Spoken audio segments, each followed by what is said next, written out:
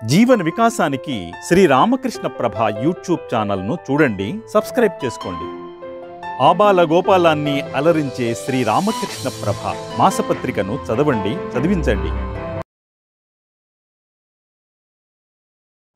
స్థాపకాయ చ ధర్మస్య సర్వధర్మస్వరూపిణే అవతార వరిష్ఠాయ రామకృష్ణాయ తే నమః.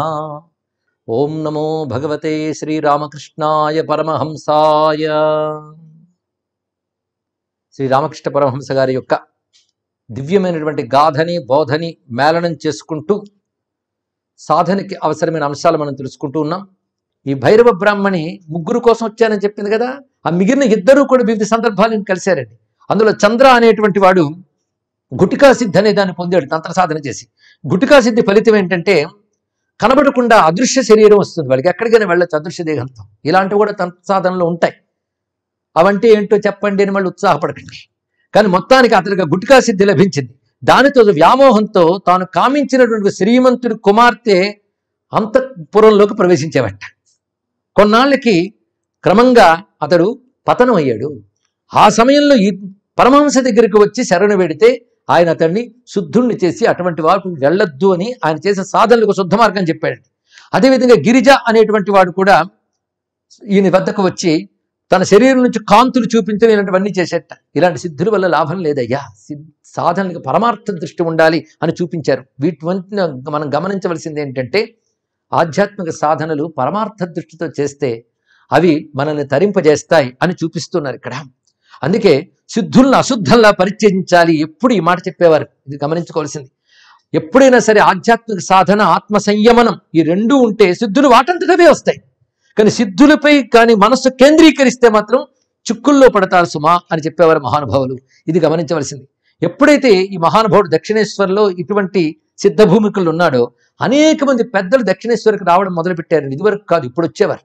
ఆ వచ్చేవాళ్ళు కేవలం పండితులు కాదు, గొప్ప గొప్ప యోగులు సిద్ధ పురుషులు వచ్చేవారు.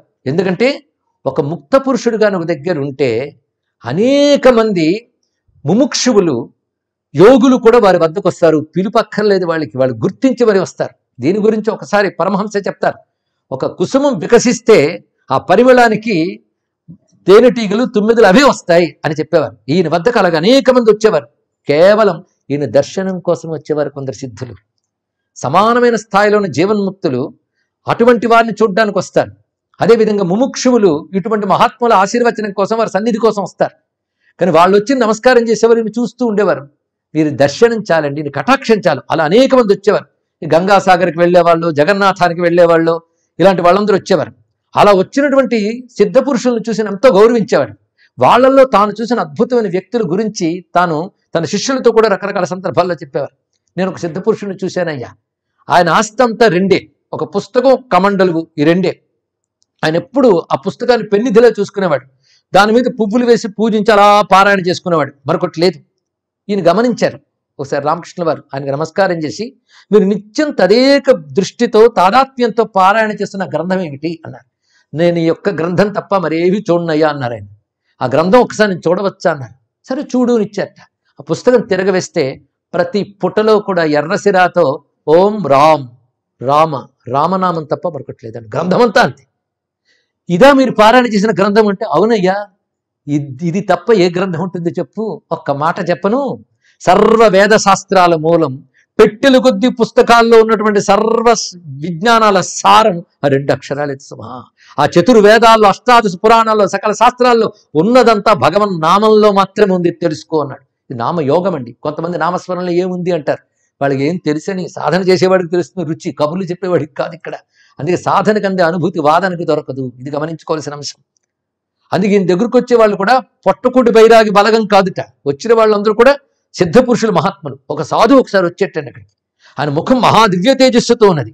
ఆయన ఎప్పుడు ఒక చోట కూర్చుని నవ్వుతూ ఉండేవట, మరొకటి లేదు. కానీ సాయంకాలం అయ్యేటప్పటికి మాత్రం తన గది నుంచి బయటకు వచ్చి అక్కడ ప్రవహిస్తున్న నిర్మలమైన గంగా నది, పైన ఆకాశం, చుట్టూ ఉన్న చెట్లు, ప్రకృతి, వీటిని చూసి ఆనందంతో నాట్యం చేసేవాడు. నేల మీద దొర్లుతూ ఆహా ఏం అద్భుతమైన మాయ, ఎంత అందమైన ఇంద్రజాలం అని బిగ్గరగా అరిచేవట. ఇదే ఆయన చేసిన ఉపాసన. అంటే ప్రకృతిని తీసిపారేయడం కాదు, ప్రకృతి ఈశ్వరుడి యొక్క ఇంద్రజాల రచన. ఆ ఇంద్రజాలం ఎంత అందమో అని ఇదే బ్రహ్మానంద రసాస్వాదన, ఇదే అతను చేసేటువంటి ఉపాసన. ఇంకోసారి ఒక ఉన్మత్త సాధువు వచ్చేట. ఆ ఉన్మత్తుడు ఎలా ఉన్నాడంటే దిగంబరుడు, చూసేవాళ్ళకి పిశాచంలకు కనబడుతున్నాడు. కానీ కాళికాలయం ముందు నిలబడి ఆలయం కంపించేటట్లు దేవిస్తావని చేసేట. తిన్నగా కొంత దూరంలో అక్కడ పడవేసినట్టు ఎంగిలాకుల దగ్గరికి వెళ్ళి ఒక కుక్క మెడ మీద చెయ్యి వేసి ఆ ఆకుల నుంచి లభించేది కాస్త తింటూ అక్కడి నుంచి వెళ్ళిపోయేవాడు. అది చూపించి పరమహంస తన దగ్గర హృదయ్ అనేటువంటి వాడికి అదిగో అది జ్ఞానోన్మాదమయ్యా అన్నారు.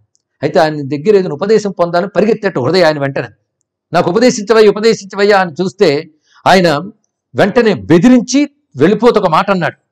ఇక్కడ అలా వెళుతూ ఉంటే తావులో మురికి గుంట కనబడింది.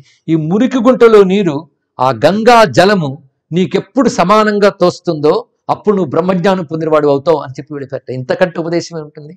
అప్పుడు హృదయం వచ్చే ఆ మాట చెప్పగానే రామకృష్ణుల వారు అన్నారు, వారిని పరమహంస అంటారయ్యా అన్నాడు. పరమహంసల స్థితి అదండి ఇక్కడ. ఇవి మనం తెలుసుకుంటే మనీషా పంచకం మొదలైన వాటిలో భగవత్పాదులు వారు చెప్పిన అంశములు మనకు తెలుస్తూ ఉంటాయి.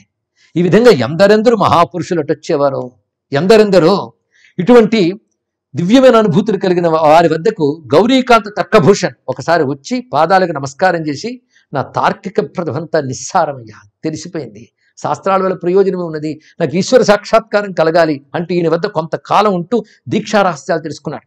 అదేవిధంగా నారాయణ శాస్త్రంలో మహావిద్వాంసుడు ఉండేవాడు. ఆయన షట్శాస్త్రముల్లో పారంగతుడు.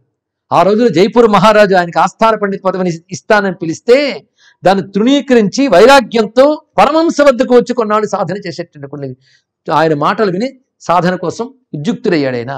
ఇటువంటి తర్క పండితులు, శాస్త్ర పండితులు వీరందరూ ఈ పరమహంస వద్దకు వచ్చేవారు. ఈయన బాలుల్లో కబుర్లాడుతూనే వాళ్ళు చదివిన గ్రంథాల్లో ముడులు ఏవైతున్నాయి గ్రంథులు వాటిని సులభంగా విప్పి సాధన రహస్యాలు చెప్పేవారట.